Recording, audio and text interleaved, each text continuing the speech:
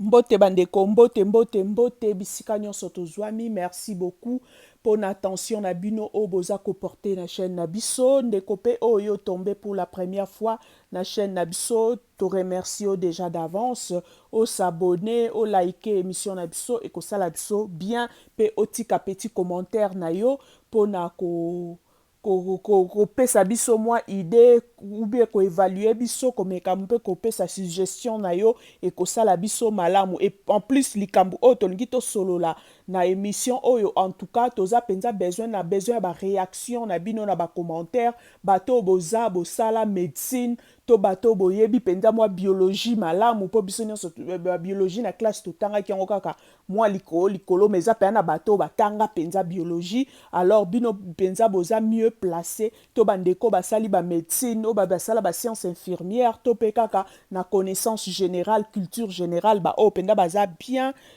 mur toza na besoin ya bacommentaire na bino mpo na sujet oyo mpo eza likambo ezoconcerne bafamille ebele en tout cas pour être bref likambo ezoko se passer entre Ladi et Sobe na mwasi na ye Nadine Bola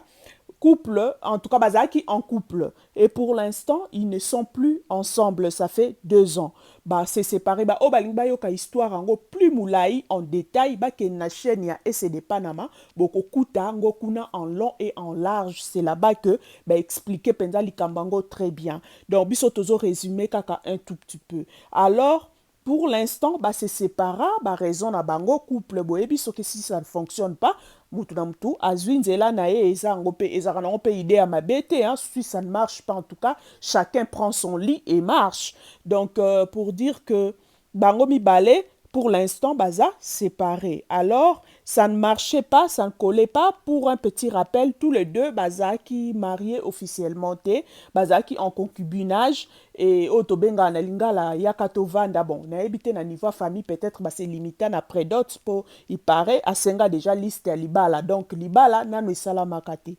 alors bah c'est séparé na bango mais moi si aye na likambo na réseaux sociaux po mobali aza ko prendre en charge bana na été pe eza likambo ya sikate il paraît il est comme ça alors moi si akoki te oyo baloba amoni autant mieux abelela yango mpo bato nyonso bayeba mpo situation ya bana en tout cas eza mpenza très important mpo bana na bango baza porteur ya anémie bana baza baanémique donc baboti bana 4 sur 4 malheureusement moko atika biso batikali 3 alors bana baza malade maladie ya bana biso moko toyebi maladie wana bano bazaka SSAS esengaka en tout cas soki boza na bango na libota esengaka mbongo esengaka traitement tout le temps donc ezaka penza dépense makasi baza bana moko basengaka attention mingi po ba crise na bango ezaka brisque et bandaka kaka boye basouffraka bamikuwa pasi ba infection ba fatigue ba poumon donc et comme donc bazaka penza il faut kolandela bango po ba maladie na bango yaka brusque pe so bo lande bo soigner ngo bo intervenir rapidement te mwana koki kokufa na temps muke alors Madame Nadine Pasinae, bo imaginer, oza na mwana ngo moko te me mibale to pe misatu. Imaginez un peu, na état nini moralement elle peut se trouver. Alors, devant un mari aussi,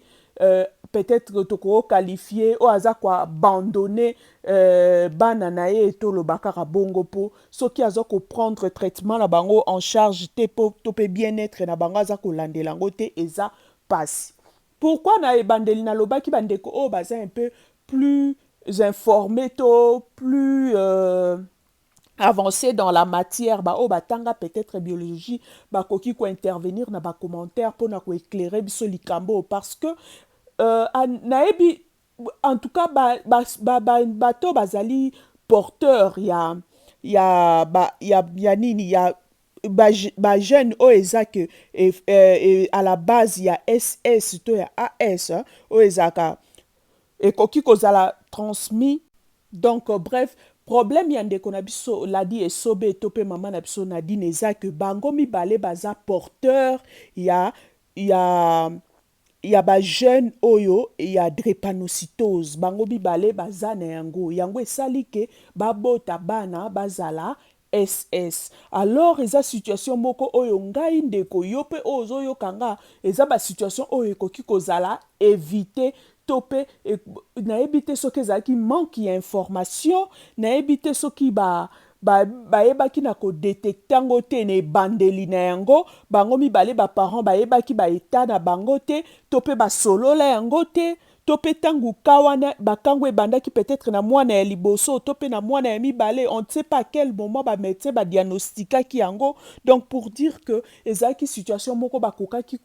koorientango autrement. Ponga ebi na l'église protestante en tout cas avant bapambola libala batindaka bamarié nouveau marié avant babénir bino fo bokosa atteste à drépanocytose bateya bino sur résultat que omoni bino mibale boza compatible te to pe bino mibale bokobota bana bakozala boye to pe boye baconscientiser bino po ti bokota na libala boyeba ke ça peut arriver to bot na état na biso to kokobota bana ya SS to kokobota bana ya AS boyeba déjà à quoi vous attendre et non ezala une surprise. Na ebite bandeko na biso soki ne bandele likambo yango bayebaki yango te mwana moko mibale misatu e koma ndenge ekomi mais eza déjà likambo se komi siko ezosenga prise en charge na yango. Prise en charge na yango ça coûte cher mais na niveau oyo ezali ke ndeko na biso esobe ndenge toyoki ke abandon akipaka bana te aprenaka bango en charge te, alors ça fait